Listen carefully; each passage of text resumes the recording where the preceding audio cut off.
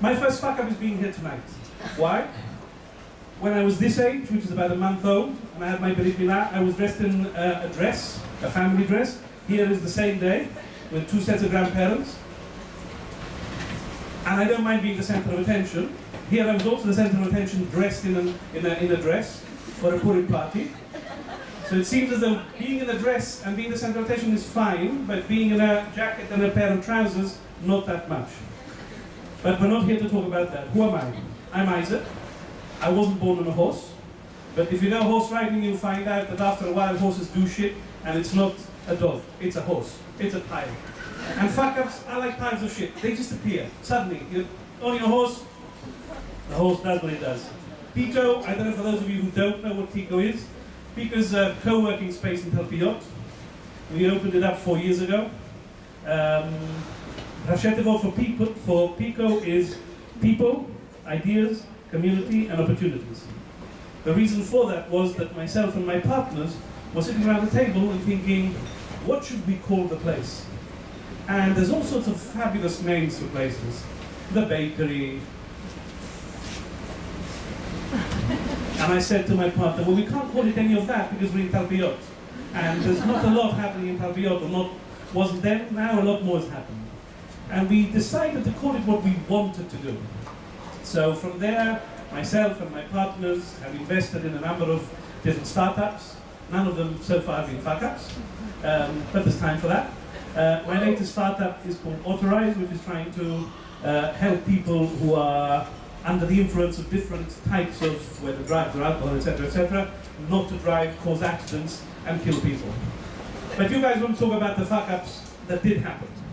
So, the first really memorable fuck-up, or at least in recent memory, 2007 is not that long ago, but for some people it's a lifetime ago. You have to remember this guy, by the way, because he worked with me in that startup, and we have a different fuck-up to attribute to him later. So, the year was 2007. There was deregulation of anything, from telecoms to banking to all sorts of stuff. And at the time I was very involved in telecoms, and I don't know how many of you guys remember 2007 without being kids. But making phone calls, international phone calls, was difficult. It was expensive. I mean, to call from the UK to the US was something like £4.50, which today is 21 shekels for a minute of a phone call. That was a lot of money. So, a partner and myself were approached by a credit card company, and they said, what if, as a plus to having a credit card, we give this number to be the number that you use to dial to make phone calls internationally. And we can half the cost of it. And because people are paying with their credit cards, we know they're going to pay, so there's not going to be any losses on it. So we started working on it and realized the opposite. That credit card companies could be opened by absolutely anyone if you had the money. And if you had the licensing and all that sort of stuff, but it was something that you could very easily get. So we set up a company. We even had, I don't know how many of you know who EasyJet is, right? Cheap flights. We even had them as a potential customer. And we had cards ready, and we had fabulous marketing ready, and if you bought your card here, you could get blah, blah, blah, blah, blah, blah, blah. And we had investors. We had, I think it was 4 or 5 investors, one very big investor group from the Gulf states who were willing to put in $500,000. In the end, they only put half of that. And then, unfortunately, it didn't work. 2007, for those of you who can really remember, was one of those crashes in the market. A friend of mine got to New York with everything signed to fund his company. And when he got to the airport in New York, he arrived in LaGuardia, and his father was there to collect him, and he said, get on the next flight back, the market has crashed, you're not going to get a cent from anyone. And this happened to us as well. But it happened to us for other reasons. Number one, let's see.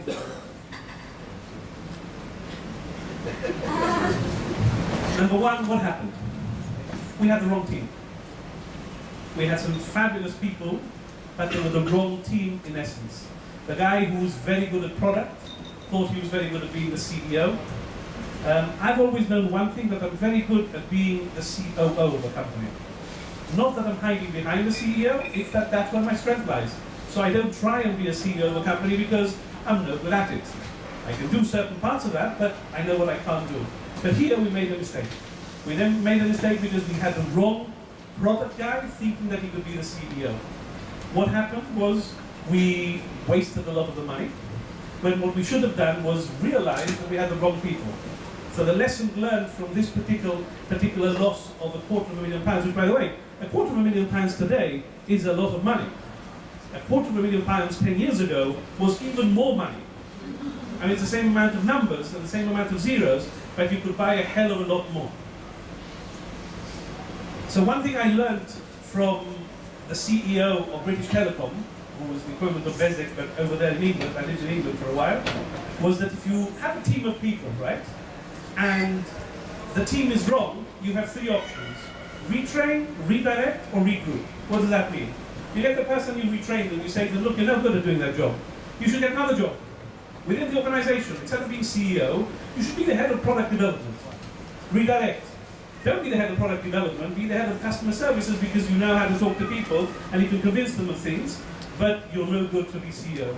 Or most importantly, regroup. The company gets together, the founders get together and they say, this is an enormous fuck up, we've lost £250,000, someone has to go and someone's head has to roll.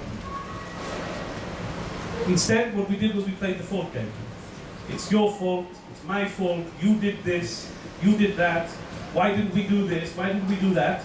But in the end, what we did was we lost the credibility of one very important investment group, perhaps even two. I don't know because after a while I lost interest and walked away. But most importantly, I lost a friend, which today I don't regret having lost him, but at the time, I did regret losing him.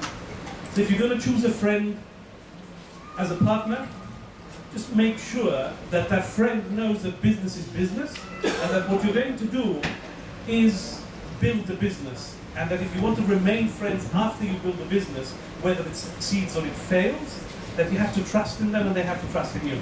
And if that doesn't exist, it doesn't work. You remember this guy? Oh.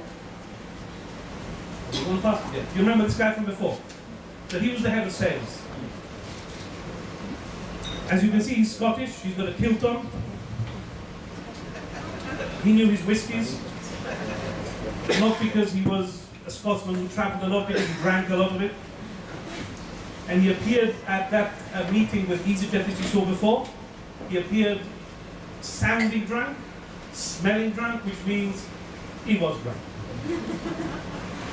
And after the meeting, we had this sort of confab and had a chat and said, what went wrong, this went wrong, it's going to be fine, we're going to get the job, we're going to get the contract with them, etc., etc.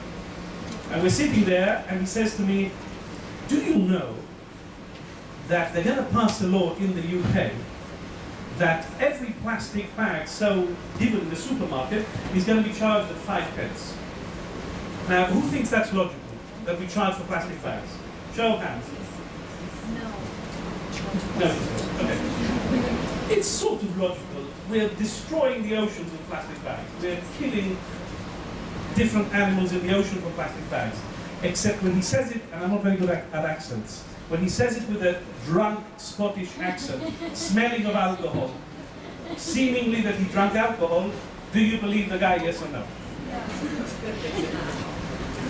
So I didn't. I thought to myself, yeah, fine, good idea, but we'll get together about this another time. There we go. On October the 5th, 2015, which is only a year ago, the UK Parliament passed a law that all plastic bags in major supermarkets are charged at 5 pence a bag. His idea was that we go, and forget this, and go to China, and he had a factory already that could make bags, any type of bag, with any type of logo, with any type of everything. Imagine if in 2007, I would have invested, which what he wanted, £10,000 to make bags. And we would have made loads of bags in 5-10 years. We would have made a lot of money. Why do I talk about this fuck up and the other fuck up? For a reason. There's that picture again. Thank you. There we go. In business, you have to trust your instinct. Whether it's your friend being a partner, when it's an idea that's pitched to you, and I get a lot of ideas pitched to me, you have to trust your instinct. But, the enormous but, you have to check it with other people. The guy was drunk. Well, can I blame myself that the guy was drunk and that I didn't believe that his idea was a good one? It was a good one. If someone else had told me they weren't drunk and we hadn't come out of a fuck-up of a business and a fuck-up of a meeting with a major company, would I have believed him? I would have looked into it. And I didn't. And I didn't. So, trust your instinct, because when it gets to business, you have to do that.